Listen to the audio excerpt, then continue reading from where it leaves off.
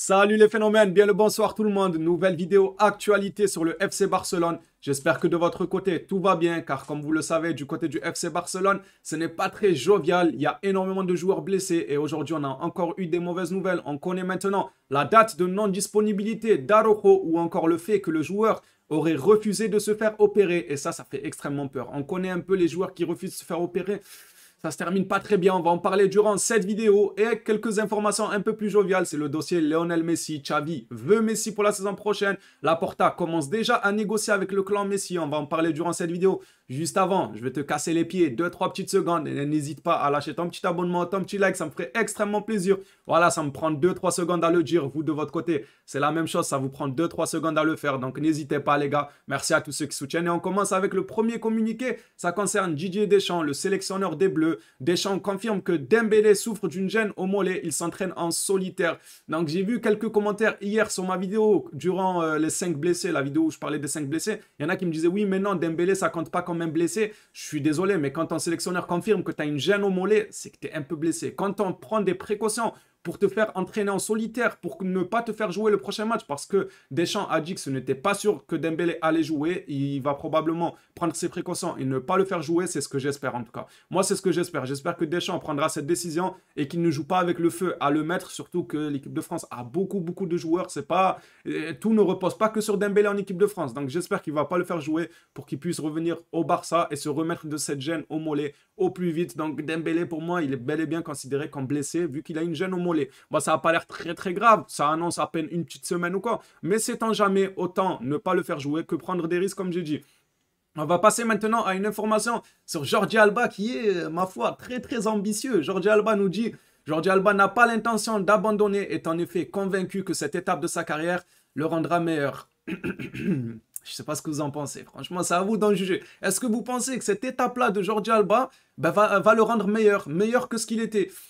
Moi, je demande à voir. Franchement, je ne miserai pas sur ça. Je ne miserai pas sur un retour de Jordi Alba meilleur qu'il était, mais c'est pas pour autant que je ne lui souhaite pas. Franchement, je lui souhaite de bon cœur. Vous savez, en dehors du terrain, moi, je n'ai rien contre Jordi Alba. Voilà, c'est un humain comme un autre. J'ai absolument rien contre lui. Mais sur le terrain, quand il fait des mauvais matchs, je suis obligé de le critiquer. C'est le revers de la médaille. Tu fais un travail public. Quand tu seras bon, on dit t'es bon, il est premier à dire wow, exceptionnel, il est fort, il est ci, il est ça. Et quand tu deviens un peu plus faible, c'est normal que le public commence à un peu te charrier, à dire que t'es nul, c'est le revers de la médaille. Pour moi, c'est tout à fait normal. Maintenant, à vous de me dire dans les commentaires, est-ce que Jordi Alba, vous croyez en sa renaissance ou non, pour vous, il est finito? Voilà, on en débat dans les commentaires. Pour moi, ça va être très compliqué quand on voit que le petit Baldé, il pousse pour une place de titulaire. Il a déjà commencé à l'accrocher en Liga. Marcos Alonso, il est venu aussi avec des bagages. Xavi lui fait confiance, il vient avec de l'expérience. Ça va être compliqué pour Jordi Alba, mais on ne va pas être méchant en disant jamais ou quoi. Moi, personnellement, je lui souhaite. Ça me paraît compliqué, mais je lui souhaite. Vous, dans les commentaires, dites-moi s'il est finito ou pas. Allez, on va passer maintenant à Ronald Araujo. Et franchement, la nouvelle qui fait pas extrêmement plaisir. Ronald Araujo est forfait 6-7 semaines, donc un peu plus d'un mois et demi avec le Barça. Franchement, quand j'ai vu ça, déjà, j'étais dégoûté. J'étais dégoûté à cette information-là. Mais ce n'est pas fini, car il y a eu une autre information qui est tombée derrière. C'est encore Araujo. Ronald Araujo a décidé de ne pas se faire opérer, car il veut être à 100% en forme pour la Coupe du Monde. Je sais pas vous, mais moi, ça me fait peur. Moi, là j'ai des flashbacks d'Umtiti qui veut pas se faire opérer pour être en forme pour la Coupe du Monde 2018. Finalement, il gagne cette Coupe du Monde, mais sa carrière est finie, quoi, Umtiti. C'est l'ombre de lui-même depuis cette Coupe du Monde parce qu'il n'a pas voulu se faire opérer et se reposer le temps qu'il faut pour être en forme à la Coupe du Monde. Et finalement, franchement, je lui souhaite pas à Araujo, mais ça fait flipper quand on pense. Il n'y a pas que Umtiti, bon, les autres, ça s'est un peu mieux passé, mais il n'y a pas que Umtiti. Ansu Fati avait refusé de se faire opérer. Finalement, c'est des 16 ans d'absence. Il y avait Pogba aussi, Pogba qui refuse de se faire opérer. Finalement, il se reclaque tous les 3-4 mois. Donc, il faut faire attention avec cette histoire de opérer, pas opérer. On espère que Araujo sait la décision qu'il est en train de prendre. Il sait ce que ça peut provoquer. Il en est conscient. À voir où ça mène. Dites-moi vous ce que vous en pensez dans les commentaires. Moi, personnellement, ça me fait très peur quand je vois surtout un joueur qui est passé par chez nous comme Umtiti, qui s'est sacrifié pour la Coupe du Monde. Et finalement, ça a été l'ombre de lui-même. Surtout que Araujo, c'est notre plus grand défenseur. Ça faisait longtemps qu'on n'avait pas fait monter un défenseur de la Masia. Franchement, le Barça, on n'est pas connu pour faire monter des cracks, une team de la Masia. En général, ce n'est pas notre point fort. Nous, c'est les milieux, voire les attaquants. Mais la défense, ce n'est pas notre point fort. Et là, que depuis des années, on n'a pas sorti un défenseur, on te sort enfin Araujo, qui est monstrueux. Il va prendre des risques en ne se faisant pas opérer et tout. Moi, ça me fait flipper. On va voir pour la suite. Peut-être qu'il changera d'avis parce que ça reste que des sources à gauche à droite. Peut-être qu'il changera d'avis et qu'il acceptera de se faire opérer. On verra. Pour finir cette actualité, les gars, on va parler de Lionel Messi. Le FC Barcelone a commencé à travailler sur la signature de Léo Messi en 2023. Le club pense qu'un accord financier peut être conclu et qu'il acceptera un rôle secondaire. La relation avec lui s'améliore et Xavi veut qu'il vienne. Donc voilà, Laporta est en train un peu de renouer les liens parce que vous savez, ça s'est pas bien fini entre les deux hommes. Là, il est en train de renouer les liens.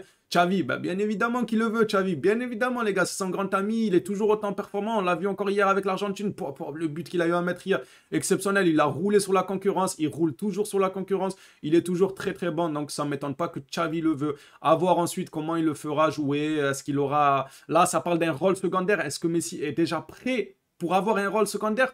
Ça m'étonnerait. Je pense qu'il a encore un peu de jus, il a encore un peu de quelque chose à proposer pour ne pas être sur le banc, à voir comment ils s'arrangeront. La suite de ce communiqué, il y en a une deuxième encore sur la Pulga. Juan Laporta rencontrera Lionel Messi face à face pour le convaincre. Le FC Barcelone pense qu'il veut venir d'abord en tant que joueur en 2023.